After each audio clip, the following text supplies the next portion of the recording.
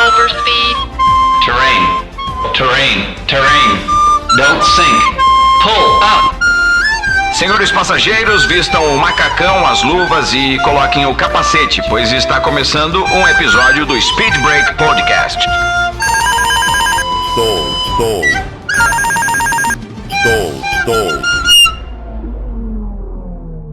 Bom dia, boa tarde, boa noite, galera. Sejam bem-vindos ao primeiro episódio desse podcast que vai ser uma bosta, mas que você vai assistir do mesmo jeito, inclusive, muito obrigado. Vamos apresentar agora os nossos 4 comentaristas esportivos extremamente graduados, porque são 4 pilotos falando sobre Fórmula 1. Pilotos, no caso, que tem muita autoridade ou não, porque não são pilotos de Fórmula 1 e sim pilotos de avião. Então desconsidere qualquer coisa que a gente fale, porque não vai ser algo inteligente, com certeza. Então agora vamos se apresentar. Eu sou o Pedro Henrique Costa, tenho 19 anos, se eu bem me lembro, e não sou uma viúva do Senna. Bom, eu sou o Felipe Guimarães e... Pô, galera, como é que é? 6, 10... Não, já faz mais de um ano que eu não ouço o... Não, vamos falar mal do Schumacher. Fala, galera, eu sou o Gonçalo Cita, @goncalo.cita, segue no Instagram. Eu estou usando uma camisa da Ferrari, eu não sou ferrarista e quem arrumava o carro do Schumacher era o Rubinho. Fala, galera, eu sou Bruno Gargione, tenho 27 anos e eu conheço uma viúva do Senna. Exatamente. Parabéns, todo mundo. Acho que o Guimarães atuou muito bem, vai.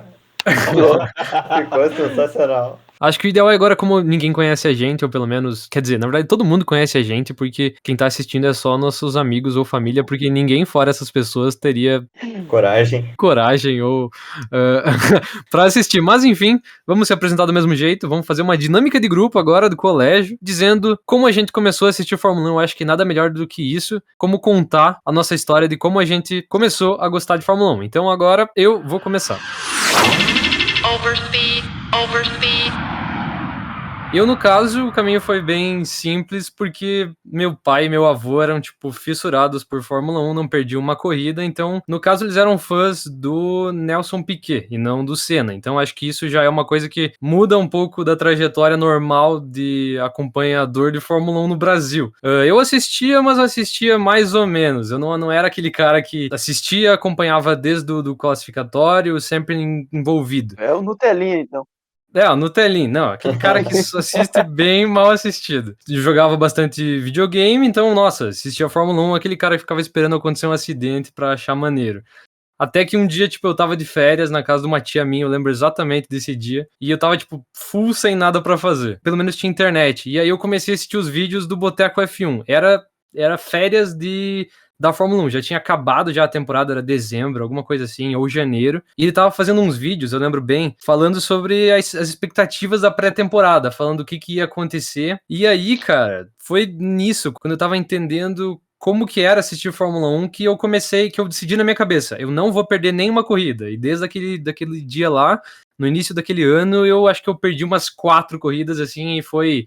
Perdi a corrida, quando eu chego em casa, eu vou lá e assisto o replay da corrida inteira, tentando não levar spoiler, não abro grupo de WhatsApp nenhum. Também outra coisa relacionada a isso é que nessas primeiras corridas que eu assisti, assim, entendendo, no caso, o contexto de quais eram as equipes mais fortes e qual era a expectativa para cada corrida, qual equipe ia ser melhor, aconteceu o milagre da ressurreição, em que eu descobri o Verstappen. Eu sou um minion do Verstappen, não me julguem. Mas eu tenho um motivo bom, é porque É porque é a mesma idade. Não, é isso, tá ligado? Ele tem a mesma idade do Norris. É que dele é igual o Norris. Mas assim, foi mais ou menos por causa disso. Basicamente, o Verstappen era o cara novo entrando na Fórmula 1 e pelo menos na Globo, quando a gente assistia a transmissão, eles eram muito haters do Verstappen, principalmente o Galvão. Tu tomou as dores dele. Eu tomei as dores dele contra o Galvão e, naquele momento eu decidi que eu ia ser... Cara. É esse cara que eu vou torcer, tá ligado? E eu não larguei mais e agora eu sou esse bosta que fica aí torcendo pro Verstappen. Ele entrou no mesmo ano do Felipe Nasser, né? Ah, é? Então talvez o Galvão tava torcendo pro Felipe Nasser ser o novo Senna da... Isso. Exatamente. Porque o Nasser, o Sainz e o Max. A enciclopédia aqui do quarteto é isso aí que tá falando agora. Aí, Então fechou. Já temos o apelido dele já pro resto do podcast. Eu acho que essa parte de tu saber ou acompanhar a corrida é que tu engaja muito mais a Fórmula 1, né? Porque a galera que só senta no domingo pra assistir, tipo, tu perde muito a graça porque tu não sabe o que acontece no bastidor e tu não faz esse acompanhamento. Meio que banaliza, assim, a corrida como, tipo, não tá tendo ultrapassagem, então não tá sendo legal. Não tá chovendo, então tá sendo horrível. Pode ser uma corrida chata em que não acontece nada, mas tu vai estar entendendo pelo menos qual carro que tá indo melhor, qual carro que não e tal. Exatamente. Isso é uma das coisas que me faz gostar, assim, de Fórmula 1, que é justamente a parte técnica, assim, de você ter que entender por que uma equipe é mais rápida que a outra, por que um cara consegue com o mesmo carro ser mais veloz do que o outro, assim. Não somente a parte de guiar o carro, mas o aquecimento dos pneus, a parte da asa, de um botar mais asa, outro menos asa. Então, ter que, digamos assim, entender a aerodinâmica, o que está acontecendo, assim, ó, eu acho muito legal. E isso diferencia muito a Fórmula 1 dos outros esportes. E o afegão médio não sabe isso, assiste Fórmula 1 sem saber disso. Afegão, velho. O cara sair daquele pensamento que a Fórmula 1 é um esporte individual, sabe, também. Eu acho que tem que ter muito isso. Hoje em dia, eu acho que, cara, eu chuto dizer assim que é 55%, 45% aí. 55 piloto, 45% equipe, pode ser até mais. Antigamente, tu botava um piloto bom ali num carro V12, ele era só motor e só isso, aí beleza, ele pode discutir que o piloto tinha mais que o engenheiro, mas ainda assim, cara, ter essa noção também te traz muito pra dentro da Fórmula 1. Cara, eu conheço gente que assiste Fórmula 1, pouco, claro, e sem gostar tanto, que não sabe que os carros são diferentes uns dos outros. A galera acha que os pilotos estão lá com os carros iguais. E é tipo, não, o Hamilton tá sempre na frente porque ele é o melhor, o Verstappen tá sempre na frente porque ele é o melhor. Claro, eles são os melhores do mundo, provavelmente, mas também por causa do carro, e não só por causa da habilidade deles. É isso que acontece na F2, né?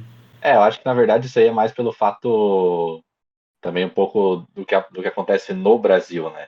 Você vê Stock Car. Stock Car, os carros até, sei lá, não sei quantos anos atrás, eram todos o mesmo carro, eram todos da Chevrolet, todos da Chevrolet Vectra. Hoje, o tanto de dinheiro que entra, que muita gente não sabe, muita gente acha que, tipo, o cara não entende que só o carro já é muito mais do que, sei lá, um mês de salário do Neymar. Só o carro, né? Tem que contar as peças de reposição, motor, não sei o que. Só o carro pronto custa isso. Ainda nisso, cara, tem uma coisa muito louca que é um amigo meu que hoje ele entende um pouco mais de Fórmula 1, mas naquela época ele não entendia quase nada. Ele me falou um negócio assim, eu falei pra ele que, nossa, o piloto de Fórmula 1 tem que ser um atleta, porque ele tem que aguentar toda a pressão, a força aerodinâmica, a força G, né, enfim. Ele falou, duvido, cara, olha o preço de um carro de Fórmula 1, deve ser confortável pra caramba e não sei o que. Tipo, eu zoei muito ele, cara, foi muito engraçado. Ar-condicionado, tá ligado? Ar-condicionado, tá ligado? Por isso, os caras saem molhados que na verdade tomaram banho dentro do carro. Isso. Pra tu ter um paralelo com o nosso mundo aqui, já que a gente nunca vai pilotar por causa de Fórmula 1, tu ia andar no kart, cara. Falei por você. Ele tá na idade do Norris ainda, calma, ele tem tempo ainda pra chegar. Eu sempre fui ligado na Fórmula 1 muito porque eu fui apaixonado pelo kart, né? Então sempre pequenininho assisti corrida de kart na minha cidade. Também tinha essa visão assim de, vou sentar, o cara sentava lá e dirigia, não precisa fazer nada, sabe? Fica de segunda a sexta ele fica em casa lá descansando, no sábado ele embarca dentro do carro e vai pilotar. E aí tu vê o esforço que um cara faz dentro, tu pega um kartzinho aí, vai na tua cidade andar de kart aí, e cara, tu vai andar ali a 50, 60 por hora, tu vai entrar numa curva, tu vai sair morto de tanta força que tu vai fazer. Faz isso vezes 10 e isso tá no Fórmula 1, tá ligado? A gente faz 30 minutos de kart, né? Os caras andam 2 horas. Sai apertando o botão, exatamente. Não é só aqui, ó. Não é só no braço. Você tem que apertar os 300 botões. Conversando com o engenheiro e tal. Pensando na estratégia e tudo, né? São muitas variáveis, assim. A parte mental do cara tem que ser muito aberta para ele conseguir gerenciar várias multitarefas, né?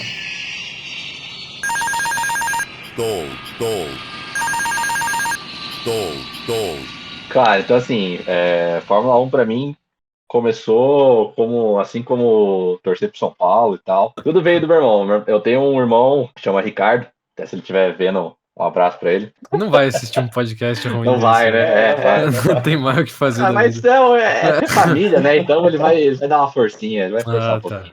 Então ele é 8 anos mais velho que eu, e muitas das coisas que eu aprendi a gostar, ou que eu comecei a ver, foi com ele. Meu irmão, na época do Senna, era Schumacher. Esse aqui é um dos carrinhos que ele tinha, que ele ganhava do meu pai quando mais novo, né? Ele tem um desse também na casa dele, no caso. E, cara, eu também no começo não assistia classificatório, não assistia nada. Tanto é que, por exemplo, naquela vez que o Schumacher fechou de propósito o Alonso, lá em Mônaco, eu descobri no domingo, porque meu irmão falou pra mim.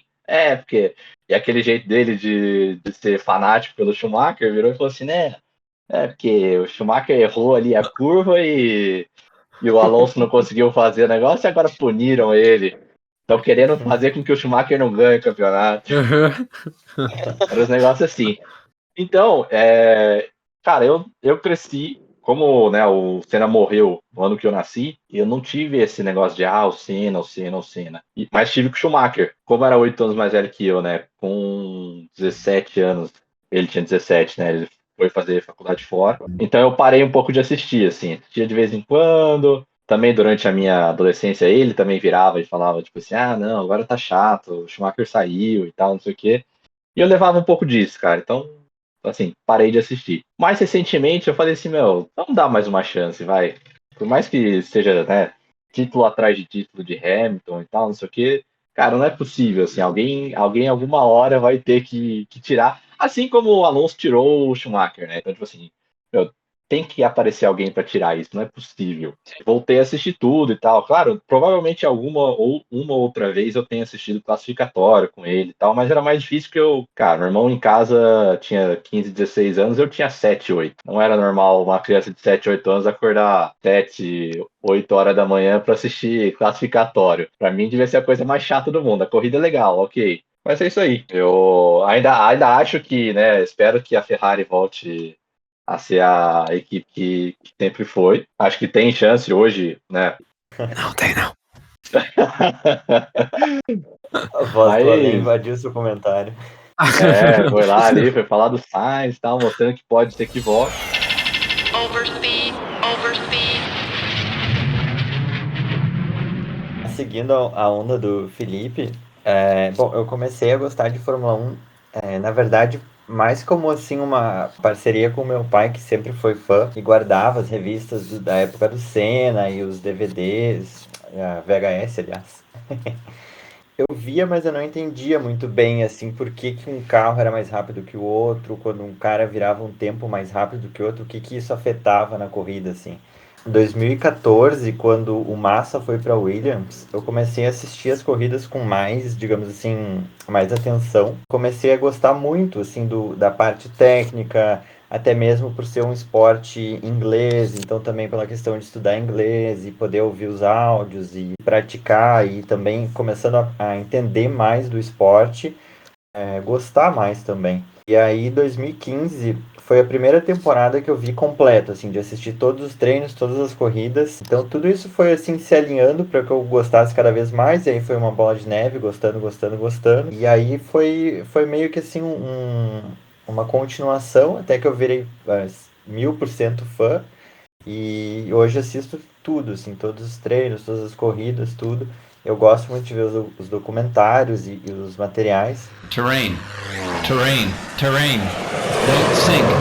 Pull up. Cara, sempre tive uma paixão assim por veículos automotores. Agora eu entreguei minha idade. Quando eu comecei a descobrir, vi, assistir kart quando era pequeno, tinha corrida de kart, sempre tinha essa magia em torno da corrida ali, da disputa, etc. Assistia a corrida, aí eu tinha um capacete de moto, tinha um daqueles volantinhos de computador. Aí eu saía correndo, pegava aquilo, sentava no sofá, botava o capacete e fazia toda a corrida na minha cabeça, sabe? Tipo, brincando como se era piloto de Fórmula 1, né? Então, quando eu entrei no mundo dos jogos de videogame ali, na questão da Fórmula 1, que eu comecei a aprender mais como é que funciona a Fórmula 1, né? Que tu vê que tem uma equipe, que tu tem um preparo de um carro, que tu tem todo um treino classificatório, tem todo o desenvolvimento do carro antes, durante e depois da temporada, né? E isso foi me trazendo cada vez mais para dentro da Fórmula 1, né? E graças a Deus a internet veio com isso, que possibilitou a gente se aproximar cada vez mais da Fórmula 1, porque antes aquele bastidor que a gente tem hoje, a gente não tinha. E, bom, hoje eu acordo às 5 da manhã pra assistir corrida. O que eu tava falando ali antes, que a galera, pra gostar de Fórmula 1, tem que estar envolto, sabendo as expectativas, principalmente, e as notícias básicas. Eu não julgo tanto a galera que hoje em dia não faz isso, porque pra você acompanhar a Fórmula 1, ainda hoje, que a gente tem tudo isso de informação, se o cara for depender, por exemplo, só da televisão, ele vai ver 3 minutos no Fantástico falando o resultado da corrida. 3 minutos. A Mariana Becker, quando era na época do Fantástico, ela tinha que resumir tudo o que aconteceu na corrida em 3 minutos. Aí o cara não assistiu a corrida, o que ele vai ver? Ele vai ver que chegou o Hamilton em primeiro, o Verstappen em segundo, em terceiro chegou o Bottas e dizer, foi a mesma coisa de sempre, ainda bem que eu não assisti, perdi meu tempo. Exatamente. Aquele tiozão, né? Tiozão, viúva do Senna. Aí a gente entra agora no tema do podcast. O tiozão fala isso e ele fala, né? Na época do Senna era bem melhor. Claro. Overspeed.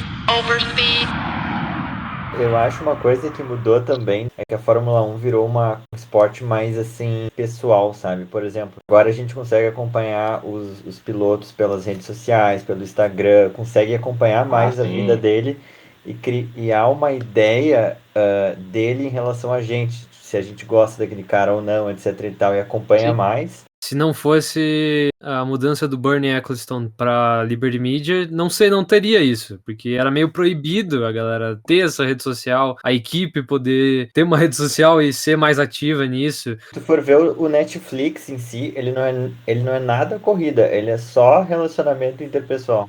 Porque não adianta mostrar a corrida, cara. Você vai mostrar a corrida pra quê? Tipo, a corrida tá no F1 TV, a Netflix não tem que mostrar. Acontece agora, principalmente com a Netflix, com alguém que, tipo assim, nunca assistiu e tal, não sei o que, Drive to Survive, deixa eu ver o que é isso aqui. Aí aparece Lando Norris, por exemplo. 21 anos, já segundo colocado em corridas. Como assim? O cara joga Fórmula 1 no computador? É só tu abrir a Twitch e ver o Lando Norris, aí tu vê só um gamer aqui jogando um jogo de corrida. Aí você descobre que o cara corre na Fórmula 1 final de semana, exato. Tá ligado? Nossa. Pouco se sabia da vida do Schumacher, por exemplo.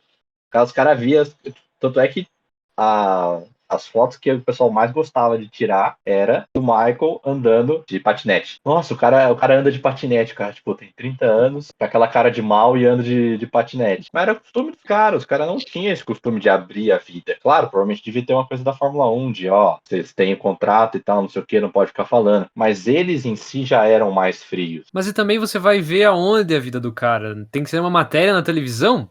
Não precisa. É meio difícil, né? Exatamente. O Felipe falou um ponto assim que eu acho muito importante, que o Michael tinha a cara de mal, né? Eu acho que isso foi meio que assim enraizado nos fãs brasileiros pela Globo, de criar a persona do Dick Vigarista, que era o cara que sempre puxava o tapete do Rubinho. Então a narrativa sempre foi totalmente tendenciosa contra o Michael, né? E na realidade a gente não tinha a visão de como ele era. Mas aí, cara, eu levanto um pouco de crítica também em cima da nossa cultura aqui, né? No Brasil, não só na Fórmula 1, mas eu vejo muito no esporte olímpico também, sabe? Que se o cara não é o primeiro, ele não é bom. Pô, o cara ganhou prata e bronze lá na natação e tal, os brasileiros ficam, ganhou prata. O vôlei ganhou prata nas Olimpíadas. Pô, foda-se. Que a gente não valoriza até, né? O próprio Rubinho, cara, que foi um cara, pra mim, genial, assim, quando eu assisti, que era pequeno, sempre sentia aquele sentimento de injustiça, assim, dentro, sabe? Porque tu via sempre Schumacher, e, bom, tem a filosofia da Ferrari de dar prioridade pro piloto que, né, tem chance de ganhar o campeonato, ou que, enfim, que eles quiserem. E depois isso se espalhou pra todo mundo, sabe? Tanto que quando entrou o Nasser também, todo mundo ficava, tá, beleza, mas não consegue passar de quinto. Mas, pô, cara, né, tem que dar um desconto porque você tá entre os melhores dos melhores ali, sabe? Existe uma entrevista com o Schumacher que perguntam para ele o que ele acha, o que ele sabe do carro, em termos técnicos, de engenharia e tal, não sei o quê. E ele sempre falou, se o engenheiro me pergunta como é guiar o carro, eu explico numa boa. Agora, acerto de carro, parte mecânica, parte bem de engenharia mesmo, pergunta pro Rubens. Eu não sei de nada. Muito se falava de que o Rubinho fazia os dois carros com acertos um pouco diferentes e o acerto que dava certo ia pro carro do Schumacher. essa zoeira, essas piadas com o Rubinho, tá ligado? Pelo menos ao meu ver, na minha bolha que eu vivo, é tipo assim, a galera que não sabe nada de Fórmula 1 ainda faz essas piadas. A galera que manja de Fórmula 1 dá risada um pouco e, tipo, eu também dou risada e o próprio Rubinho dá risada, mas a gente sabe que não é mais isso. A gente já passou, a gente já consegue olhar pra trás com um olhar amplo e ver que não era bem assim e que o Rubinho porra, o cara é um baita piloto, né? Não tenho o que Sim. dizer. O cara não ficou lá 15 anos por nada, né? Queremos você aqui, Rubinho. Ah, não, daí nesse dia eu vou botar o termo. Ah, lógico, né? Que ele não vai, né, meu? Não, eu acho que pra ficar 4 aqui a gente tira o Gargione, tá ligado? Vai ser. Overspeed, overspeed. Mas a gente sente falta de um brasileiro no grid. Não sei vocês, mas eu sinto, sabe? Tem tantas promessas ali dos Enzo chegando, que estão subindo. Literalmente o Enzo, né? Traz essa esperança de novo, assim, pô, será que, né? No ano que vem não, mas no próximo, talvez a gente tenha aí um brasileiro na Fórmula 1, sabe? E a gente tem que ter a noção que a gente não pode cobrar dele ser o Senna no primeiro Exatamente. ano, nem no segundo, nem no terceiro. Nunca, né? Tem uma coisa que ninguém para pra pensar, a gente não pode cobrar que ele seja um Senna no primeiro ano, porque o Senna não foi o Senna no primeiro ano. Se vocês forem ver também a história do Max em 2016, quando ele foi para a Red Bull, depois que ele ganhou a primeira corrida, mas depois ele bateu muito. Inclusive a mídia inglesa cogitava, digamos assim, puxar o tapete dele, sabe? Porque achavam que ele batia demais, etc e tal. Por mais que o cara tenha muito talento, sempre vai ter altos e baixos, e não tem como cobrar de um estreante perfeito. Como a gente está falando muito de comparar tempos anteriores a tempos novos, existe no Brasil todo mundo muito aficionado pelo fato de o Senna é o melhor piloto da Fórmula 1 de todos os tempos e ninguém vai dirigir tão bem quanto ele e ninguém vai ser igual ele e, enfim, ele é um deus na Fórmula 1 e não sei o que lá, enfim. São tempos e tempos. O cara realmente é excepcional, diferente, mas não dá pra ser viúva do Senna pro resto da vida. Eu acho que o principal quando a gente fala disso é entender a diferença, ou pelo menos imaginar assim, a diferença entre você torcer e assistir torcendo e assistir, por achar legal. Não querendo deixar o episódio, o podcast temporal, mas assim, hoje podia ter ganho o Leclerc. Sou longe de ser ferrarista, sou longe de, nossa, ser um fã do Leclerc, mas cara, é um piloto que não era pra ganhar a corrida. Se ele ganhasse a corrida hoje, não tivesse parado, no caso a gente tá falando da corrida de Istambul, né? Se ele tivesse ganho, eu ia achar muito mais legal do que o que aconteceu hoje, que foi um resultado muito bom pra Red Bull. Mas o Leclerc ganhando, eu ia achar muito legal, cara, porque eu tô assistindo a Fórmula 1, beleza? Torço pro Verstappen, mas eu quero assistir uma Fórmula 1 legal. Então, a galera quer assistir Fórmula 1 e quer que tenha um brasileiro ganhando pra ele achar legal e vibrar no final da corrida, pular no lustre, que nem a galera fala, porque o Senna ganhou. Se é isso que você quer assistir, pega e assiste as corridas antigas, cara. O que você tem que querer assistir é chegar na corrida, entender o que tá acontecendo e assistir esperando o que vai acontecer e se emocionar com os acontecimentos e isso, se emocionar com o inesperado, exatamente. Eu acho também que um pouco o termo, assim, viúva do Senna é uma questão muito sentimental, sabe? Porque na época do Senna, o país estava numa crise econômica gigantesca. O Senna era um simbolismo, assim, para a nação, porque não tinha mídias sociais, então ele era a referência do brasileiro que ia para a Europa e dava certo, um cara extremamente profissional, etc e tal. Então, na verdade, eu acredito que muitas pessoas não assistiam a Fórmula 1 para ver a corrida, mas sim para torcer para aquele herói, sabe, digamos. O termo viúva do Senna é muito mais sentimental do que, digamos assim, esportivo, de uma pessoa que acompanha as temporadas. É mais ou menos o que a gente também pode falar no futebol de viúva do Ronaldo, fenômeno, e viúva do Ronaldinho. São jeitos completamente diferentes de jogar. Hoje, realmente, não, a gente não tem mais no mundo, não só no Brasil, no mundo, um cara que tem o porte físico do Ronaldo Fenômeno, que tinha na época de Europa. E o Ronaldinho é outra coisa. O Ronaldinho tem a parte de ser muito humano. A galera via muito, tipo, o Ronaldinho era o cara que driblava pra caramba, fazia tudo que era drible, não sei o que, jogo bonito, e final de semana tava enchendo a cara. Se no futebol não dá pra comparar, imagina na Fórmula 1. Exatamente. Cada geração tem seus ídolos, né? E é difícil Sim. tu confrontar uma geração com a outra com o ídolo de uma.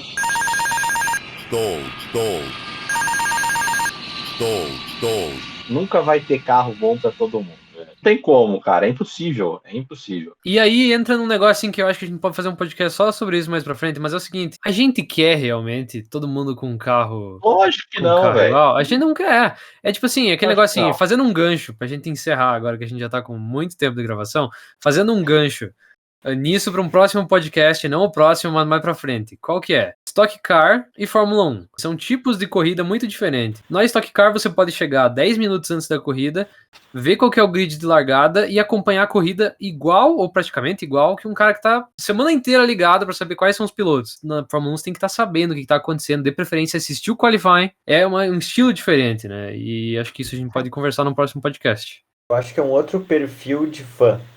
É. Sim, com certeza. Terrain. Don't sink. Pull up. Eu acho que assim, pra gente encerrar que essa história de viúva de Senna, acho que a gente podia falar o seguinte: assista a Fórmula 1 como ela é hoje. Esqueça o que você já viu, o que você já sabe, quem já foi campeão, quem deixou de ser, inclusive quem tá andando agora, inclusive o Hamilton. Esqueça os últimos 7 anos de Hamilton. Olha agora o que tá acontecendo. Olha corrida por corrida. Tá, cada vez que você pensar assim, se fosse o Senna, ele fazia isso aí melhor, aí você dá um tapa na sua própria cara, tá ligado? Até você parar de pensar desse jeito. Coitado do uma voo. boa. O voo não vai levantar. Mas a questão é justamente essa, porque assim, se você pensar corrida por corrida, sem trazer o viés do passado, aí você vai entender mais ainda a cabeça de cada piloto, porque é assim que eles pilotam. O cara tá prestando atenção ali, o cara quer saber dali, o cara quer saber de ganhar ali, o cara quer saber da melhor estratégia para aquela corrida, e não para o campeonato inteiro. O campeonato inteiro é o engenheiro que vai pensar. Acompanhe a Fórmula 1 durante a semana, antes de chegar a hora da corrida. Veja pelo menos o básico de quais são as expectativas. Se você for assistir a corrida sem saber como tá o campeonato naquele ano, sem saber qual é a pista, qual carro tende a ser melhor nessa pista, qual é a posição dos pilotos no campeonato para você ter uma expectativa de quem tem que ir bem, quem tem que ir mal, assista a Fórmula 1 antes da Fórmula 1. A corrida é só o grande finale. E trazendo mais um gancho também, que existem 2 campeonatos dentro da Fórmula 1. É o campeonato de construtores e o campeonato de pilotos. As equipes, às vezes, elas querem que o piloto dela seja campeão, claro, mas prioritariamente você quer que a tua equipe também seja campeã, né? Há quem diga que o campeonato de construtores é mais importante do que o de pilotos. Ganha mais dinheiro, inclusive. Financeiramente é dali que sai dinheiro. Daí que sai dinheiro. Exatamente. E se vocês estão assistindo esse episódio esse ano, 2021, saibam para vocês poderem acompanhar que a equipe que tá brigando, as 2 equipes que estão brigando agora no campeonato principal é a Mercedes e a Red Bull, e tem uma segunda disputa que tá frenética e nos bastidores tá uma loucura, a gente vai tá louco pelo Drive to Survive, que é a Ferrari e a McLaren. Elas estão numa segunda briga ali pela pela terceira e quarta posição, desculpa, que tá absurda. Se vocês forem ver, cada piloto está disputando seu próprio campeonato mundial. Por exemplo, o Ocon está disputando o campeonato mundial dele contra ele mesmo, porque ele tem que vencer o Alonso, ele tem que mostrar que ele é o futuro da Alpine.